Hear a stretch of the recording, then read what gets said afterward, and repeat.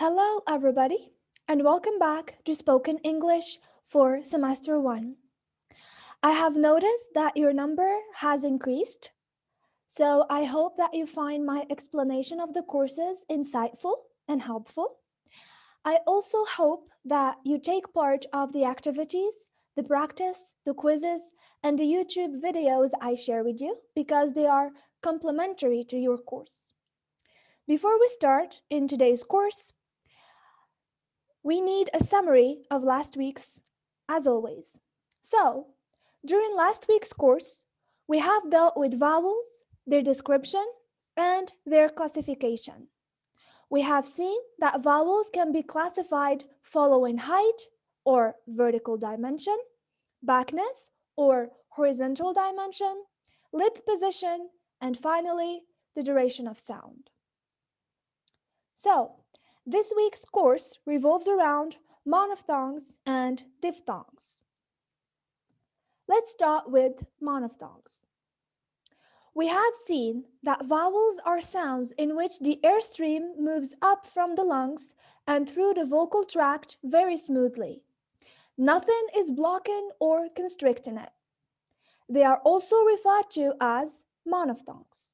So, monophthongs are just the vowels that we have studied in last course. We know that all monophthongs are voiced. Thus, unlike consonants, they cannot be classified in terms of voicing. Nevertheless, they can still be classified in regards to the position of the vowel and whether it is rounded or not in families of sound. So, the first classification is for the front vowels. Read the following words out loud, and you can read along with me as always. Eat, bitter, bet, matter. Eat, bitter, bet, matter. These vowels are all produced in front positions with slight variation in their backness. In addition, there are other criteria that separate these vowels, being quality, or the vowel height, and quantity, the vowel length. So, this makes E higher than E, higher than A, higher than A, and E be longer than E. And we are going to go case by case through these vowels. So, the first one is between E and E. We have the following words: each, itch, least, list, sleep, slip. Again, each, itch, least, list, sleep, slip. Notice that even if both vowels are positioned in the front, their quality differs. We say that the vowels E and E are contrasted where the former is longer than the latter. So, E is longer than E. When we say each, we take more time than itch. You can see the difference in each and itch. Next, we have E and E in the following set of words: sit, set, wit, wet, hill, hell.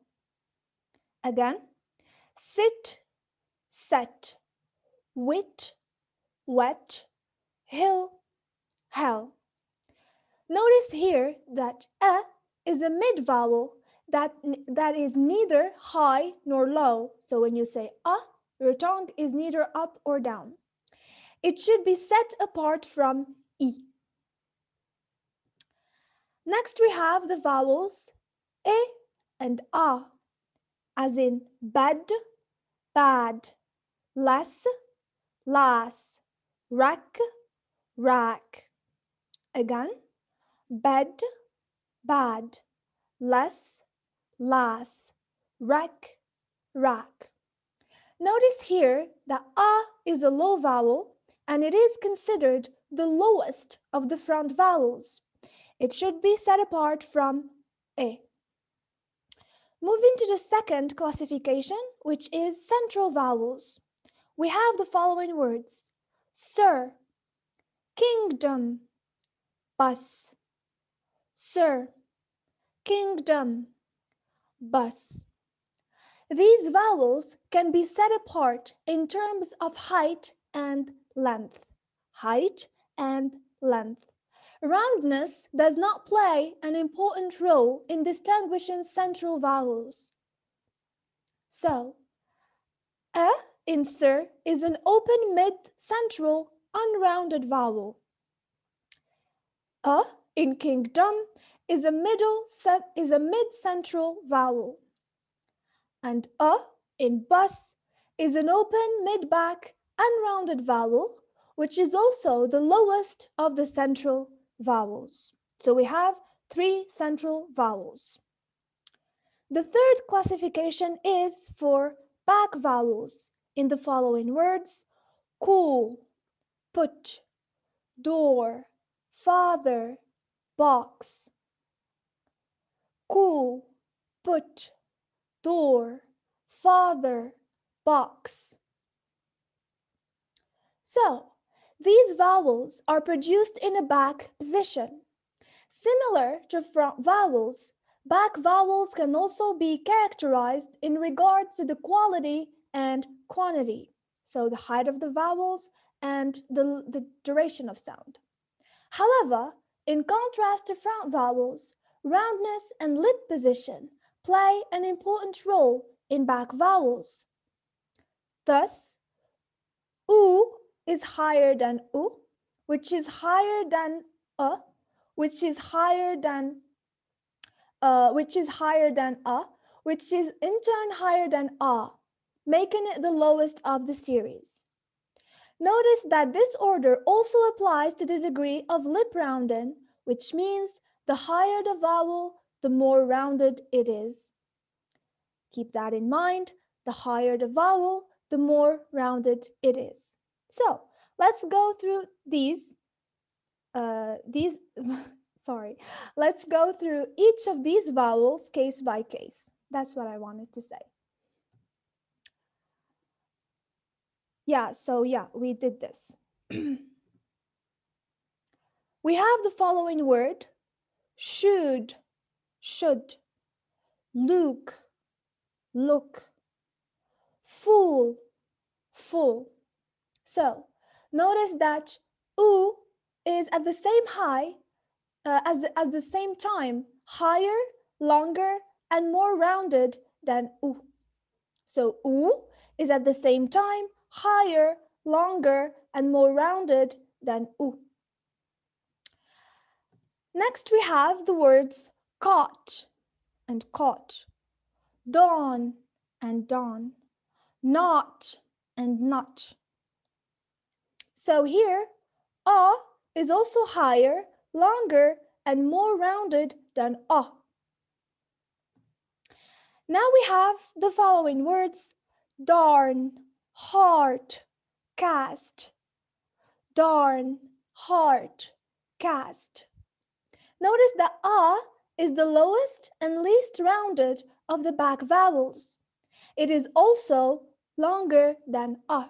So if you notice, whenever we have a colon next to the vowel, it means that it is a long vowel. It pertains to a very long, not very long, but a long vowel with a long sound in pronunciation. Now let's move to the diphthongs. Diphthongs are a combination of 2 vowel sounds. They start with the sound of one vowel and end with the sound of another vowel in the same syllable. In terms of length, a diphthong is considered a long vowel. Nevertheless, its first part is longer and louder than the second. A diphthong is also called a gliding vowel because the tongue has to move from one constituent vowel to that of the second. In what concerns classification of diphthongs, we have the following. They can be classified in various ways, and we will classify them in function of articulation of their second component. So, as you can see, we have either centering or closing. Centering diphthongs are called that because their second part is the central vowel e. Closing diphthongs ending with e or u are called that because their closing part is the near high vowels e or u. So we have the words peer, pear, poor. Again, peer, pear, poor. Ending in e, bay, by, boy. Bay, by, boy. And ending in u, no, now, no, now.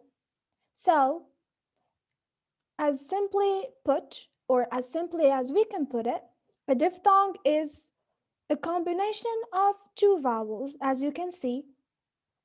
And we have two classifications, either centering or closing.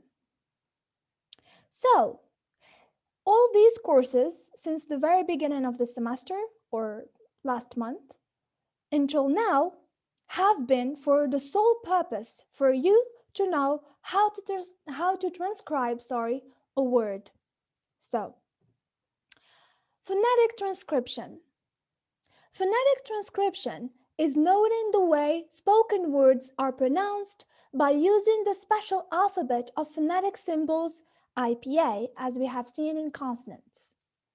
Note that a phonetic transcription looks very different from a regular orthographic transcription. Phonetic transcriptions are put between two slashes as shown in book, being transcription for the word book. So as you can see, pen and the transcription, is put between the two slashes. So in the exam, it is very important to know what letter corresponds to which sound, or which sound to what letter in the IPA alphabet. And I am sure that you are going to be asked to transcribe words. So you have to know what sounds correspond to what IPA letter and how to write in a correct phonetic transcription. You can learn, or you can check before the exams in dictionaries, because a lot of dictionaries have a proper IPA phonetic transcription. So thank you for joining me for this course. And hopefully I will see you in the next one. And as always, I have put practice, quizzes, and further explanation in YouTube videos. Thank you again, and I'll see you in the next course.